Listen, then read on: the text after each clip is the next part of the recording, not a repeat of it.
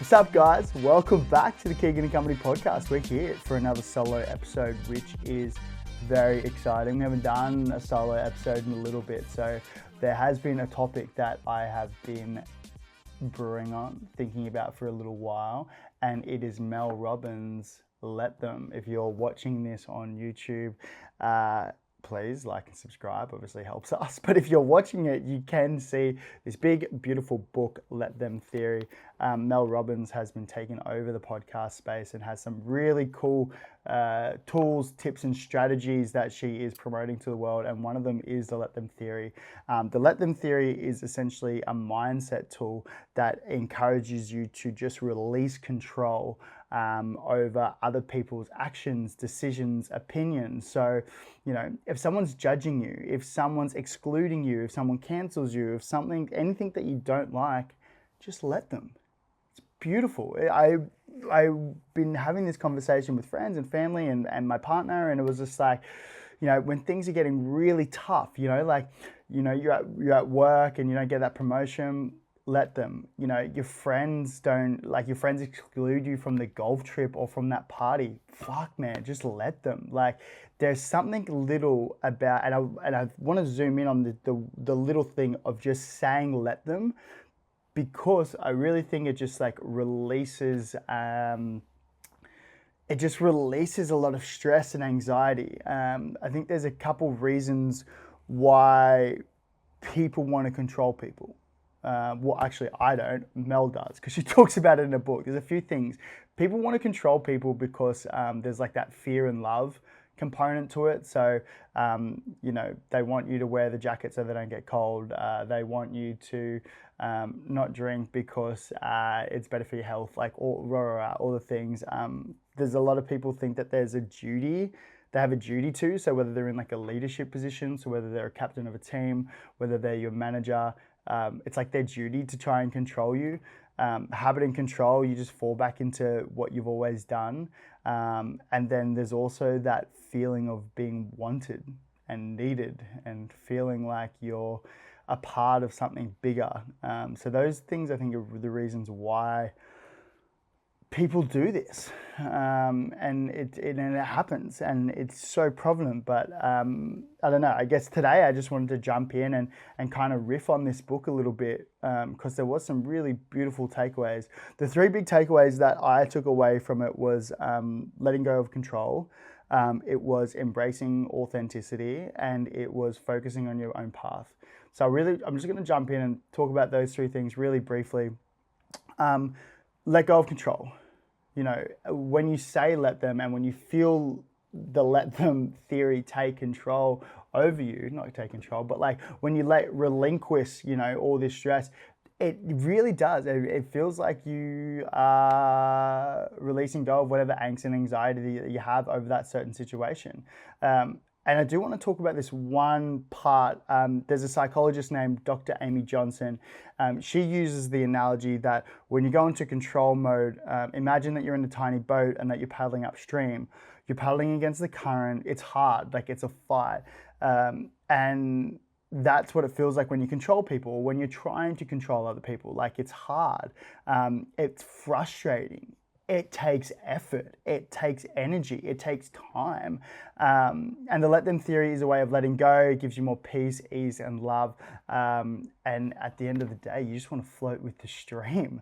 I think there's a few examples. I remember I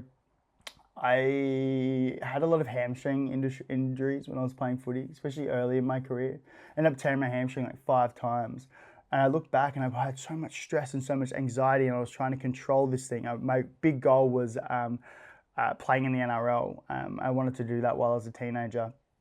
That was my goal, and I couldn't get there because I kept getting injured. And I wonder what would have happened if I just let go. And actually, funny enough, I probably did let go. I ended up moving to another club, the Gold Coast Titans, where I ended up making my debut. But in the lead up to that, I kind of let go of all expectations of, am I going to get picked? I can't control my hamstring. All I can control is the things that are around me, which will tie into another point.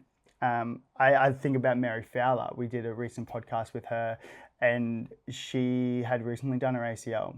We were over in Manchester maybe about a month, 2 months ago, and we were all locked in for this podcast, and then literally like maybe a week, 2 weeks prior, Mary called me and she was just like, Keegs, I can't do it. I just did my ACL, which was terrible, super sad. But instead of zooming in and focusing on the injury and being sad, it was kind of similar to this, where she kind of just like let go of all the stress and anxiety and the pressure that she had. And inevitably, she actually focused on, or she had time to focus on things that really excited her, other passion projects, which is beautiful to see. So if you haven't listened to that episode is one of my favorite episodes I think we've ever done. She's got some incredible insights, which ties into the let them.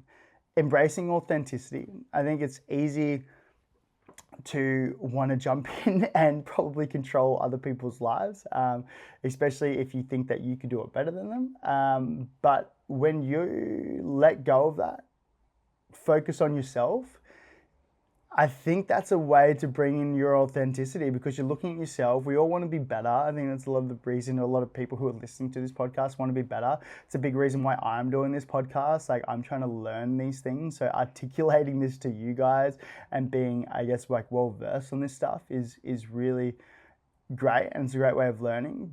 But when you let go and you start focusing on yourself and you start understanding what you really like and where you want to go, that's where authenticity comes into this. I mean, for me, I'd always loved mental health when I was playing footy, but I was involved with Movember, but it wasn't until I finished and I was like, well, what do I want to do for the next little while? And I realized mental health was a part of it. I realized going back to uni and studying psychology was a huge part of it. Doing the podcast was a part of it. And now I feel really comfortable and I can just sit in my own space, and I really love where I'm going and I love the direction I'm going. And so that's me being authentic to where I do. And then anything I do ties into that. And that ties into the third piece, which is focusing on your own path. You can control your next move.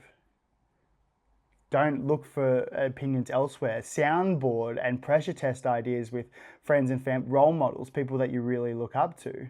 But focusing on your own path instead of focusing on someone else's path is a beautiful way to have inner peace, is to live happy. Like someone asked me the other day on a Q&A that we did on Instagram, like, what do you think how do you be happy, or what is your recipe for being happy? And purpose, and I think focusing on your own path is a huge one. Anyway, in conclusion, I think we can implement this in our lives. I think the next time that you don't get invited to the party, or you don't get selected in a team, or someone cuts you off in traffic, fuck it, let them. Let go of that stress. I think that's a beautiful takeaway. It's actually my morning intention this morning when I woke up, I wrote down, let go of that stress. Let go of the little things that pop up in our life. I feel like I'm preaching. I don't know why. It's a beautiful thing. I'm a big fan of Mel Robbins and her book here. So if you haven't read it, it's New York Times bestseller, a life-changing tool that millions of people can't stop talking about, the Let Them Theory by Mel Robbins. That finishes up. If you guys stayed, thank you so much. We're going to do more of these. I'll be more prepared next time. I just wanted to riff on this for a little bit. If you haven't already, and if you're still here, could I get you to hit that little like and subscribe button on socials, Instagram, TikTok, especially YouTube. That's actually a really great way for us to grow. It really does mean a lot to me. We want to promote these beautiful messages, and we want to get them out there. So that really helps us. Have a beautiful day, and we will see you next time.